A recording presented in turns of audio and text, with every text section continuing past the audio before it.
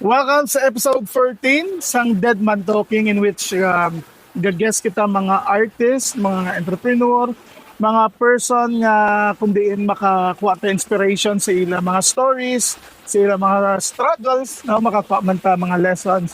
And right now we're so happy there is a Dead Man Talking nga mag-guest ko finally ang akon kumpare, no, one of the inspiration ako sa reggae. There is Dumaguete. We're here at, by the way, at the beautiful forest camp there is sa Valencia. I would like to introduce my guest for episode 14. It's no other than Bembe. May kumpare Bembe. Pre, Kumpare. Ang adlaw, pre, mga adlaw. Naglaw. Sa imo journey, pila Yes, na ka pre. decades? Duwa, tulo. As a reggae musician, kami as a band, nga as an entity, na siya. 25th Reggae Wednesday karonggohan, June. Kamo nag-start sa Reggae Wednesday sa yahan? Oo, pre. It started on a June something, third week sa June. Kaya ang natabo ato kay we were supposed to play it on a Monday. So Reggae Monday unta to.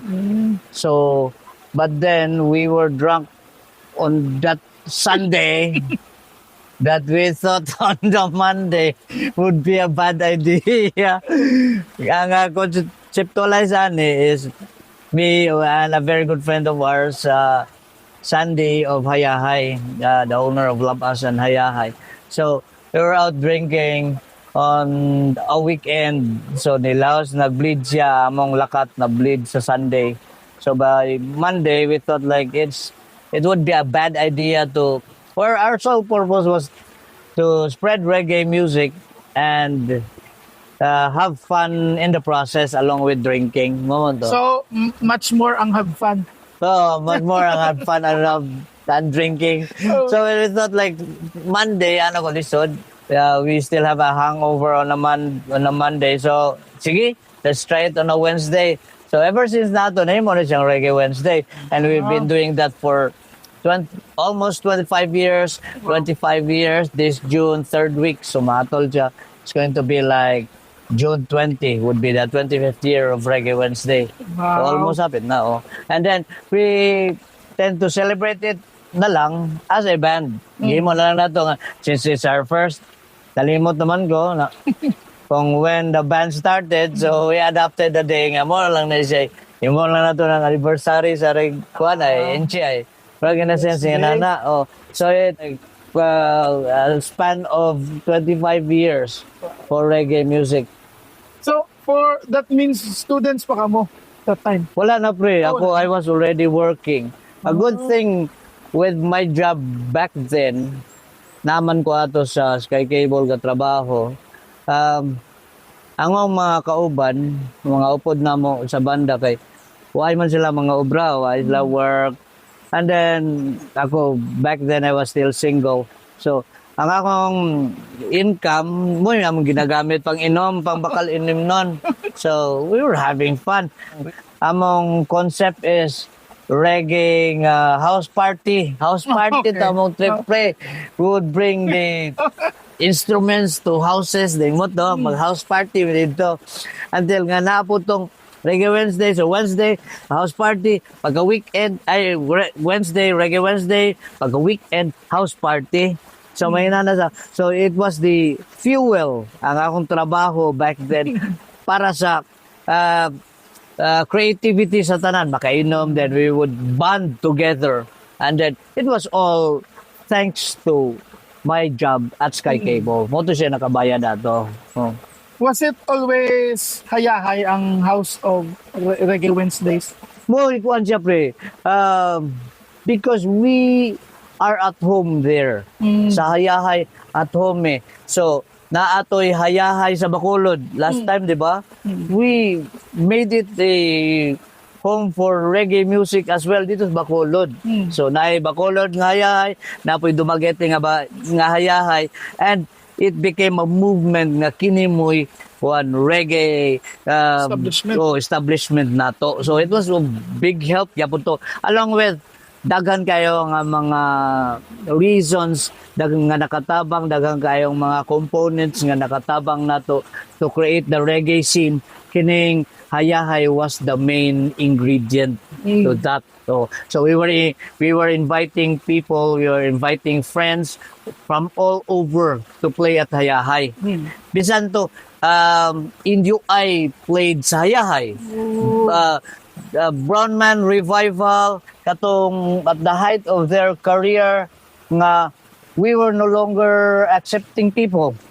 We were no longer advertising kay wala na dili na makasulod ang mga tao. But then, diyan na tong among i-promote. Diyan na tong ang friend, ang owner niya siya, di na ta kinahanglan mag-promote kay wala tay point. Wala tay point. We are no longer accepting guests kay atong tickets na urot na. Sold Ubos out. na, sold out na the tickets. But then, we still paraded the whole band sa Dumaguete, dili to gain buwan, to gain audience nga mapalit pa, but for people nga makakita ba nga namundo din sila manukar karon ana ba, these are our friends ana ba, then dagan pa to kayo, of course mga mainstay na to, mga banda na to from Cebu, of course katos Junior Kilats, Budoy was also contributing force for the reggae scene of Dumaguete kay ako man to siya i-consult whenever pray unsa may kuana ni ako siya ingon buds unsa may need nato ani unsa kinahanglan nato sulbahon, so si Budoy would help with the process and siya kini inyong buhaton na helpful katos Budoy. Sadly untimely death niya lang a couple of months back, mo na to a very big loss to the reggae scene, not just sa ato dire sa Bisayan speaking public, but kundi sa the whole of the reggae community gyud sa tibok Pilipinas. Kato pre. Yun nga, wish ko pa sana na guest, sayang di umabot. Pero anyways, wherever you are, grabing legacy na iniwan mo din sa scene. No? Mao. Are pre, honest question. Yes, For 25 years, was there a time na na-feel mo na-burn out or you want to quit? Oo, pre. Always. That's why, kung makabantay ang mga tao, if our friends were following every step nga mong ginhimo, ginobra na to, by 2008, nibiya na ko Pilipinas, kaya I was burned out. Yun. Ikapoy na ko, I was tired. I have so many plans. Then, ikaw Robito, ikaw lang nang push ba. Then, a very heavy load uphill. Kung magpadayon tani will be squished gyud sa imong load, squashed gyud ka gyud, ma roadkill gyud ka to. I thought like kapoy man pero I think kapoy na ko.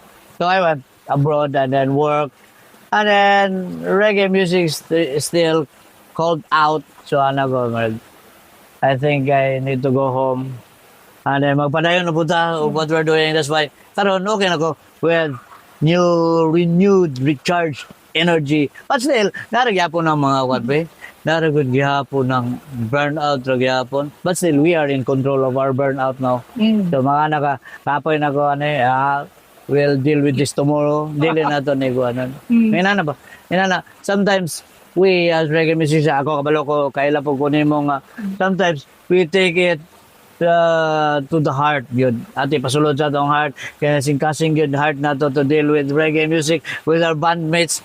Pero remember nga hashtag ani, even brothers and sisters do fight.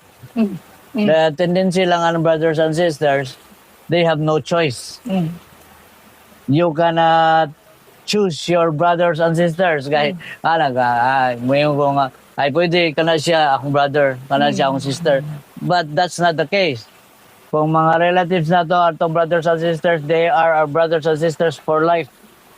Unlike for atong bandmates, kaya we can choose to, I think we need to go to our separate ways. Kaya marag dili na ta, this is no more, not constructive anymore. Gubot na kayo ta. And then, ako yung naning buhaton, I want to do this, and then marag dili ta, this is not working. Pwede, because we are not igsoon good by birth, by mother, by blood. So pwede, kinana. Lahi na itong kuhan karon ba? Lahi na itong cope up karon kay pwede na ta makabuhat o sa itong kanang buhaton. That is, muna akong gikuan karon pe. That is how I am dealing with stress kay kung makuan ba ya, if burnout ka sa banda, kinsa man din man na nimo i-release imong kuan be. Stress di. Hasa na po ang imong kuan na pod. Imo na pong family member, imong wife, imong parents ba, or imong mga children dito na nimo no nimo ma-release na no which unfair. Oh. So, It's really hard na ang imo nga outlet sa stress, maging stress mo pod. oh, dili pwede. Oh, dili pwede. And then, unfair na para sa tong mga wives, atong girlfriends, nga dito na to i-blow ang steam kay they're just there to support. Yes. There. And high times and then low times, Mother Bob Marley, they are there. Nara na sila diha. Supportar gina sila na to. Whatever we do, they are better halves are there to support us. More guna pre. 25 years ang Reggae Wednesdays. Yes, pre. So what is Bem Bem's music more than 25 years before you started reggae? Unsa man imong mga influences before? Akuan pre. When I first started playing in a band, ang amog yung mga, I think everybody's idols are katong mga glam rock and rock and Hair metal metal, mo hair metal, magana mo magana. But ang nakalay the difference between our music back then o karon, wala raman siya difference sa akong playing kay ang as a guitar player ako, we were bred as guitar players kay I never thought nga mahimo kong singer ba pre. I really wanted to be a guitar player again. But then, when the situation called for a singer, but this is long before recording the albums, the songs. Ala ko, I stepped up. Nga ako lang may singer be. And then back then, our late bass player na siya nga, sige, basta wala lang tayo tanaway because when we're going to look at each other, we'll be laughing. Kasi kataon na that was the fun we had. Ano ba? Ano ko, sige. So, our first gig was really kanang what ba? It was really, kung wala mi ni ato, we were not supposed to be there, but we pushed to be there. Kay, on a Wednesday, there was a sign nga, dili gid ta makakanto sa Cebu ato. That was a Bob Marley Day, which was a game changer para namo. If wala mi ni ato dito, then I think Enchi would not be here today with the music. Kay, pagka Wednesday ato, ang among singer, wala siya ni sipot ba? Ni-skip man siya. Wala. I think this is the end of us, I think. Ano man siya, padayon ta talan. So, ako yung singer. So, it was Wednesday and then the Saturday was the Bob Marley Day. Dako to nga Bob Marley Day. Kay, the Bob Marley Day would invite a whole lot of reggae musicians from Cebu. Then naay taga Manila nga guest ato pre. Ang guest ato permi si Papadom. Tropical Depression gusto na permi ato. So what happened? Pagka Thursday practice me hapon. Friday practice me. Until nakuha na lang mo 5 songs naman to. Nalimot ko sa itong mga songs basta ka nato baso, latagaw ngano. I think nato chinela sa ato. So those songs nag-exist na? Ato nga panahon na. So, pagkakuan, Thursday, Friday. Pagka Saturday, we're supposed to leave. So, Saturday morning, practice me free. Nang kuan pa mi, try pa ni practice pagka by 1 p.m. biyahe na mi, padulong Cebu. So, we went by land to Cebu City. Pag-abot dito, abot may almost before nightfall. So mula to, ang katong nga panahon mo good pre, reggae music dito sa Cebu was really fun. Sadya kayo, it was fun. You can still really feel the positive vibes sa mga tao dito. Then daghan kayo, everybody was there to listen to the music. Niya kita nga, not from there, welcome kay nila. So when our turn came to play, niya kay wala ba ito na ko na memorize to nga song. So what I did, kanang band paper pre. Kaya ako nang ginpapilit ana. Then gi-font na ako na og mga almost 20 plus ang font size. Ana din ako na kayo. One song ng one pre, one band paper. Kanya na naman ko pedalboard. Back then dili pa uso ng pedalboard, pero wala na may pedalboard. Wala mi kabro ko sa ngala na to basta kay bugat di siya kayo cover ana. Na sulod na to mga 5 boss pedals na pero kuha na among mga pedal cases ato bisag hulog din bug second floor gahi kay pre. Sige sa mga gaya nato siya ka kuan ba. Very durable and very heavy. Heavy gid kayo. Pagaman pre, pagabli. So what I did, pagana sa ang case ang giana ang case. Para sa nakita nga na papel dito.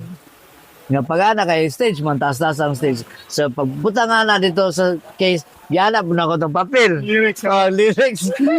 Almost like 5 pages. Ana wala kakita tong mga tao ana.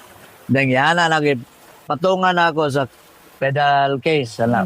Pamane klaro na kaayo. Long before prompter, idiot board ko yung gamit good. Hindi. So dito, pre, parang sadya kayo. Then people were very fascinated. Lingaw itong mga tao. They were enjoying our music. Then pagkanaog na ko, agad ang mong good friend, gipakpakan ko yan siya. Pakpak siya na ako pag naog na stage good. Ako, part, kuhan man to siya na ako, is a childhood friend. Katong mga one of which nga siya may first drummer ato kato sa Enchen niya kana busy man to siya ato pero but then dito siya pagaw man to pag pagkanaog pe ni Dol kong papadom ana siya nga Pimbem record mo yan ano ang alin pa daw record mo yung ano yung demo nyo yung sa Genelas at saka yung mga demo nyo nagawa tayo ng record sige papadom uy okay doon so may nana so ikaw matay if we were not able to come here then wala unta tato. So, I thought, okay na to, but probably it's going to last 6 months pa na. I thought, like 2 weeks after, I think, pre, gitawagan ako papadom, Bimbim, sana yung one nyo, yung demo nyo, ha? Follow up. No. Patay. So what we did, pre, on a regular Wednesday, nobody is allowed to drink. Alam mo ba, ano pa? Strict ka na. Dili ka to kami. Nobody is allowed to drink tonight. Kay mag-ano ta. Mag-recording daw niya. Uman may guante. Uman may ganyan siya. Alauna. Almost to. Kung ano, sugod namin. Nagsimula namin guante. Sugod namin recording. Wala na. When the rest of the world was asleep, the rest of the spaghetti was asleep, kami, we were still awake. Nag-recording me. Unya kay open air ba yung ayahay? Di ba? Remember, open air ang ayahay. So what we did? Ay, excuse, sa ayahay kayo nag-record? Oh, ayahay, may nag-record ka na, may computer din likod. Wala na, dito kuhan. Back then, Cool Edit. Wala pa, Adobe Audition daw na. Kaya kipalit man ang Cool Edit sa Adobe Audition na. Cool Edit, among gamit dito. Cool Edit Pro. Alam mo tayo sikon. Pag-anak. Yung one track, maguto. Wag, may interface. Among ibuhat, gi-plug directly dito sa input sa kuhan. Alam ko, wag, kita niya. Sige, pag-record na. Record. Na gitara, keyboard una. Wala drums. Ang drums unya na itong drums paghayag. Kay, mag-drums ka dito, pre. Natulog ang mga tao. Oh, di pagka-ending nga na, record to, piano una. Din gitara. Din tanan, pag-action naghayag. Tanan, I think, ikantahan ganito na ako. Murag, I think, ikantahan to na ako ang gabi una. Nalimot ako sa order na mga ito. Basta ikantahan na mo. Paghayag na, mga around 7 plus or 8 plus, sugo na tong drums dito na nag-drums. So, parang for that keyboard, do you use Metro? Murag wala ito yung metronome ito. But may kayo sa drummer. Nalimot niya ito, murag. Nalimot me. Kaya gagamit may metronome. Kuha naman nga album, sikan album naman. Pero grabe no, supposed to be sa recording, una drums bass. Kaya ang drummer ato, katong si Juan, si Gerard, si Lord Ryan mo, ikuha na mo ato, drummer, katong naima mo doon siyang drummers in UI. Back then, pag-ama niya na mo, balin siya dito sa Manila, so siya may drummers in UI atong mga panahon na. So siya may drummer ato na to. Then, pag-ama na ato, pagka alas Unsi, dagan mi silang balay. We went to their house and edit the music. Kay kusog man to yung computer ato. Wala man to iguan na to. Wala pa man tong USB ato sa una.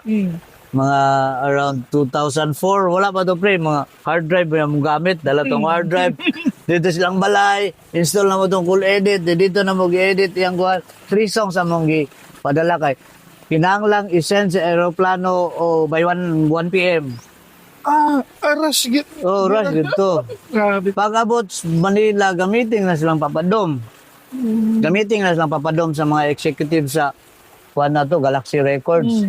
Kaya mo naman to ang kuan. Kinang Island Rhythms. Okay. So Pagkat- what are the 3 songs na ano? Among gisend ato is kuan. Chinelas, Latagaw, and Ngano. Ang Latagaw ato na strip off kay murag to Cebuano ra kayo de, to Bisaya ra kayo de. Kuan siya ba? Kining dili siya mo relate na sa tibok Pilipinas. So, kato, ang atong gi-record is Ngano og Chinelas. Dayong na-input atos papadom kay gibutangan man to nato katong apple seed, katong strawberry, katong tananana. So, strawberry apple seed nang guana nga chacha. Anas papadom ato kay gigitara man ako to. I was using the guitar. Ano siya, bim gamitin mo yung trumpet. So, So trumpet to. originally yung solo na yun, Gitara, oh. Gitara, oh, gamit. Yan, papadom nga, gamitin mo ng trumpet. Sige, papadom. Yun ang input. Oh, di. Yan na, mga couple of weeks after ato, sabi, punta kayo ng Cebu, mag-recording tayo. Wow! So, talaga na. Oh, dito na sa backyard. Okay. Okay. One thing na po to. The thing with nowadays, kay pwede naman ka maka-record independently. Kato back then, ang mag-record, dungan na to is drums, bass, o gitara. Dayong pagkaman, trumpet na po. Dayong sunod keyboards. Dayong pagkaman akong gikantahan. Layer by layer. Oh, ina to ang layer dili one by dili unlike karon nga pwede man ta magdungag recording tanan. Oo, Diba? tama. Of which para nako very convenient ka na mag-upod ang tanan nga pag-recording kay na ang feel, Yes. diba? So kung pag-drop sa kuan sa drums na mukuyog mo uban ang kuan bass everybody goes with everybody.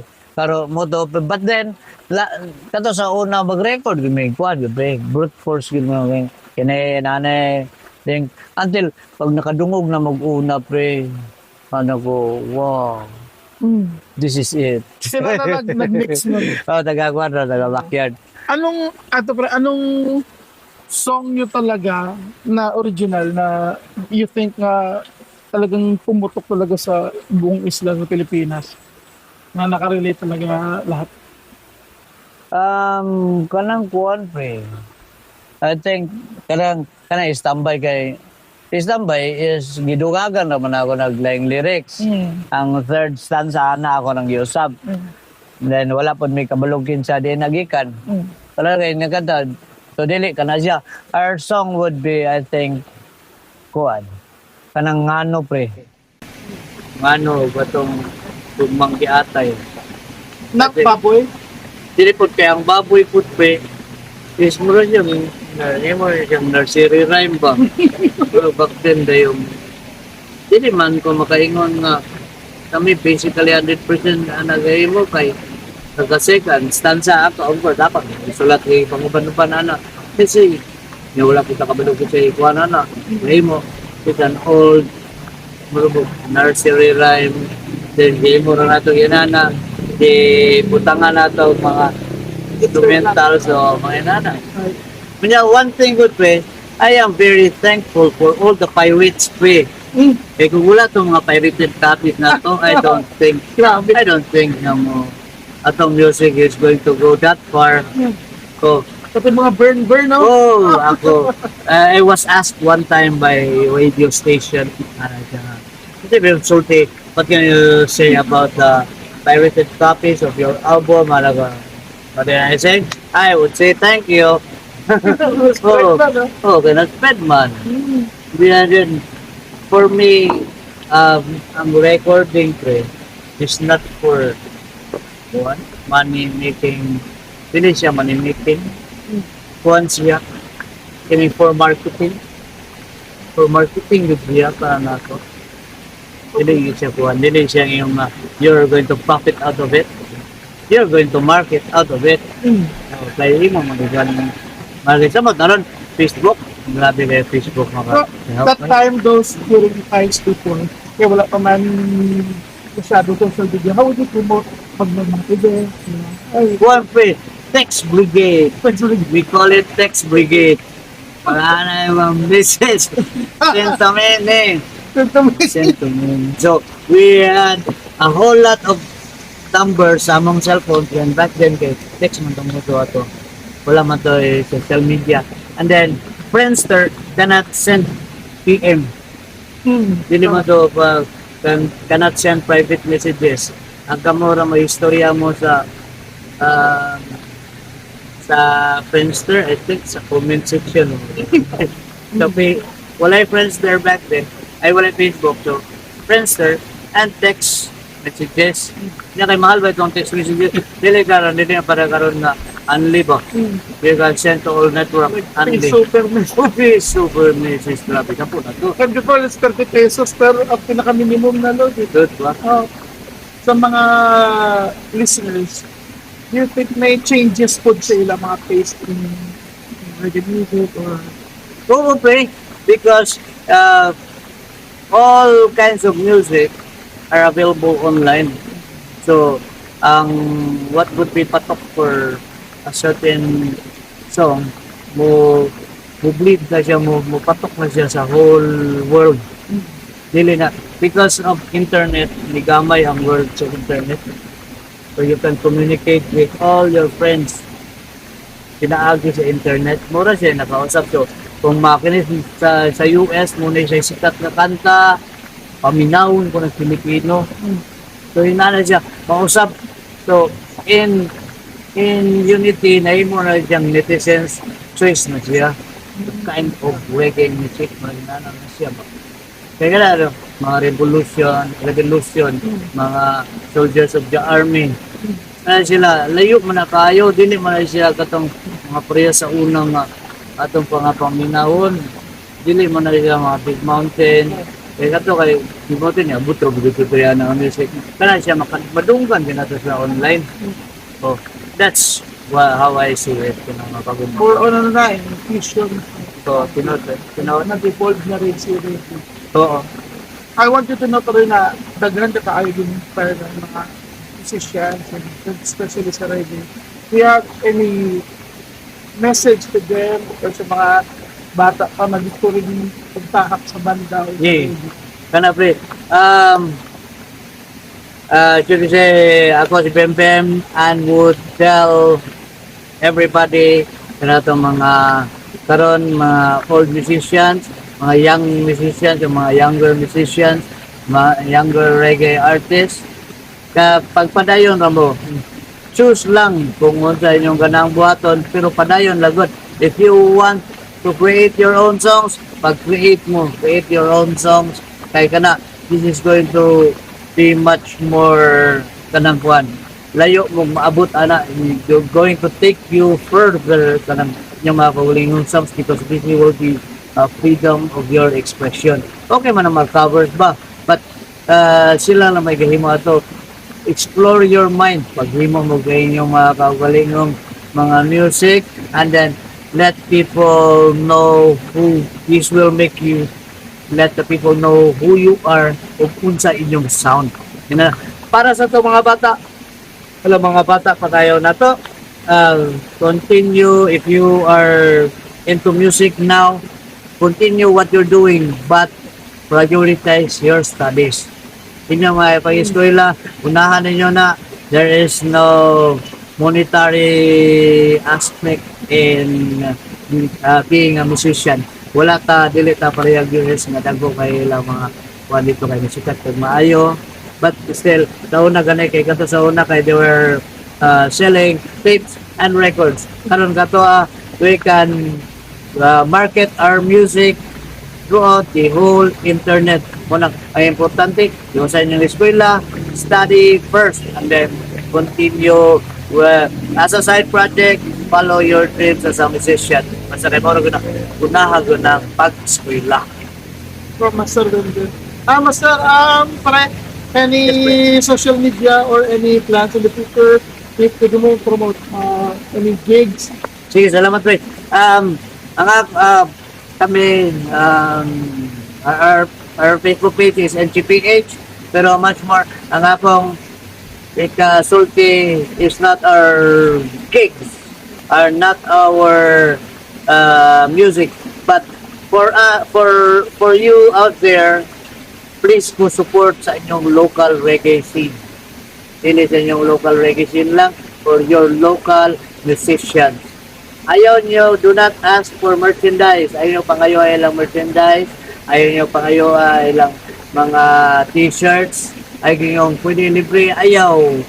By supporting, do not ask for discounts. Palita on that price.